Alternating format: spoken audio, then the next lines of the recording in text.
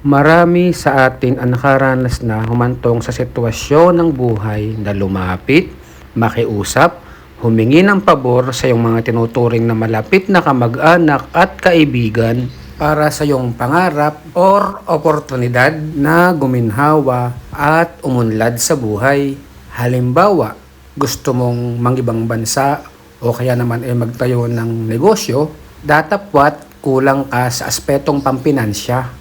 Kaya nga sa kagustuhan mong maabot sana ang iyong magagandang oportunidad at pangarap sa buhay, ay aalihan ka sa iyong katawan ng lakas ng loob para lumapit, makiusap at humingi ng pabor sa mga itinuturing mong ang malalapit na kamag-anak at kaibigan, sapagkat inaakala mong mauunawaan kanila at ikaw ay kanilang tutulungan. Bagamat mayroong makakaunawa at tutulong sa iyo, ngunit ang mas masakit para sa iyo ay mas marami ang ikaw ay hindi napagbigyan o hindi natulungan. Diyan napapasok sa isip at puso mo kung bakit noong panahong sila ang nangailangan ng pangunawa at tulong mo ay kaagad mo naman silang inunawa at tinulungan. Dagdag pa, maiisip mo rin na halos lahat ng makakaya at magagawa mo na unawain, tulungan, sumaya, at maging okay sila ay iyon nang ginawa. Kaya naman nang ikaw na ang nasa sitwasyong lumapit ka, nakiusap ka, at humingi ka ng tulong, ay ramdam na ramdam mo ang sakit ng hindi ka napagbigyan at natulungan. Lalo pang mas masakit sa iyo ang ganang sitwasyon kapag ikaw ay marunong kumilala at tumanaw ng utang na loob. Ngunit sila pala ay hindi ganon. Lagi mong iisipin na hindi tulad-tulad ang kaisipan o ugali ng bawat tao. Iba-iba ang mga kaisipan at kaugalian ng mga tao.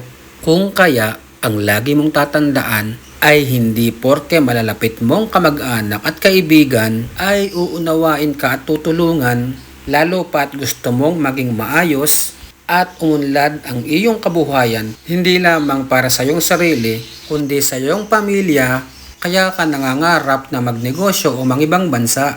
Tandaan mo ang salitang crab mentality.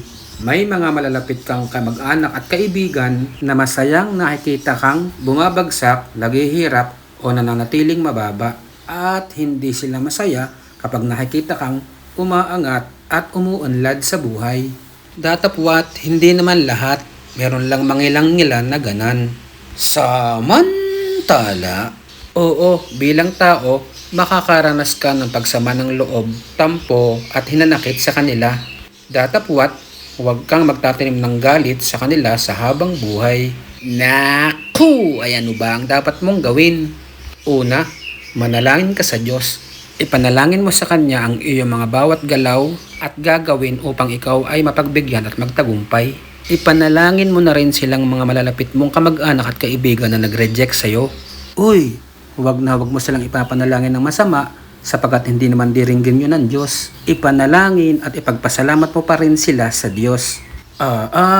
Ipanalangin at ipagpasalamat sa Diyos gayong hindi nga kami naunawaan at tatulungan?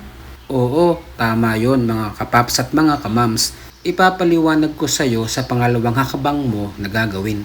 Ipagpasalamat mo sa Diyos ang kanilang ginawang pag-reject sa iyo dahil mas lalo mo silang nakilala at napatunayan kung ano sila sa iyo.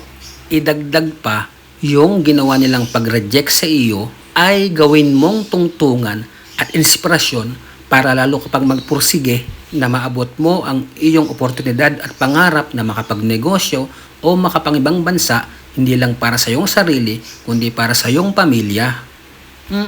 Maniwala ka dahil inuna mong manalangin sa Panginoong Diyos, siya na yung mag-guide sa iyo upang makahanap ka ng tunay at karapat-dapat na tao na sa iyo ay uunawa at tutulong. Sabi nga sa mabuting balita ng Panginoon ayon kay San Mateo, Kabanata 6, talatang 33, unahin ang Diyos sa lahat ng bagay dahil yan ang susi sa lahat ng tagumpay at katatagan sa buhay. Hello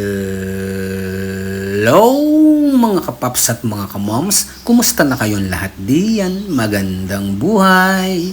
Naku mga kapaps at mga kamams, Sana'y nagustuhan nyo itong aking munting kwento na bumabase sa mga tunay na karanasan ng mga tao sa buhay-buhay.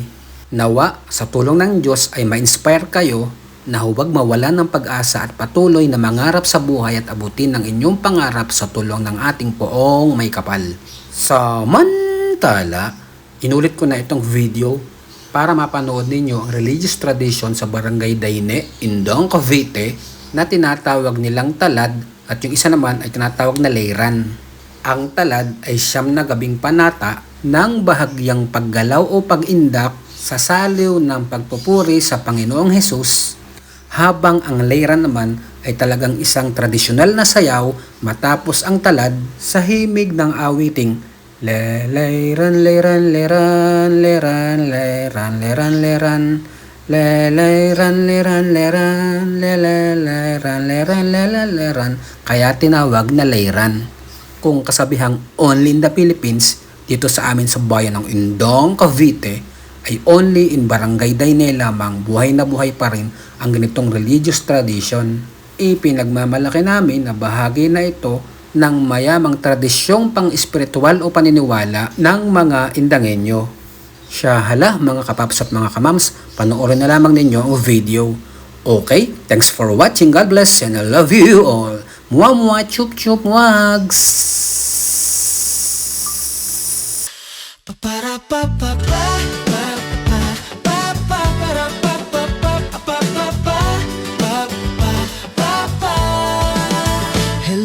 Kapaps at mga kamams, kumusta na kayong lahat dyan? Nandito na ang inyong Pops Rex. Bit-bit ko'y saya at kwentuhan. Isang bagong araw na ligtas, payapa. Tara na sa food trip at gala. Iwan mo na ang lungkot at problema. Pag kumpleto ang tropa, di ubra ang drama. Sa Pops Rex Nuts, hindi ka maiiwan. Sa Pops Rex Nuts, unlimited ang and vibe. It's Pops Rex Nuts time. Pa pa pa pa pa pa pa para pa pa pa pa pa pa pa para pa pa.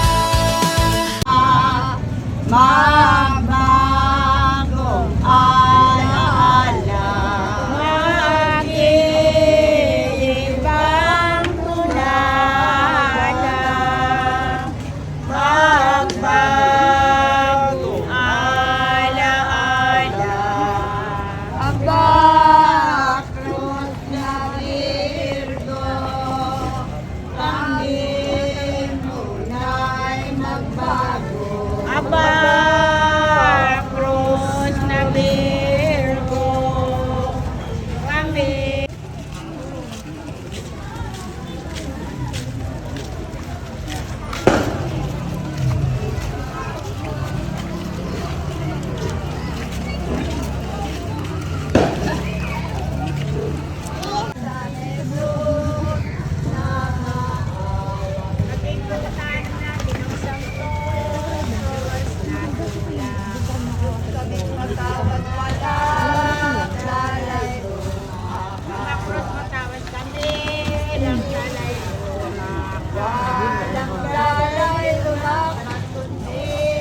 Tagay kayo mga nana.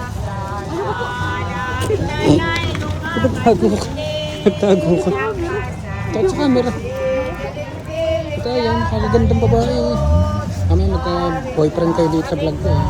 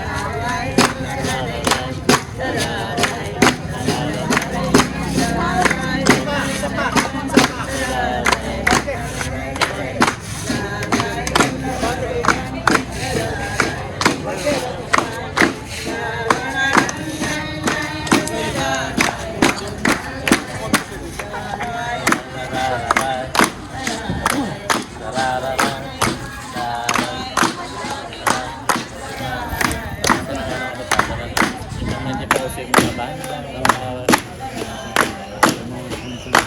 sa naorang tugtog. Yan.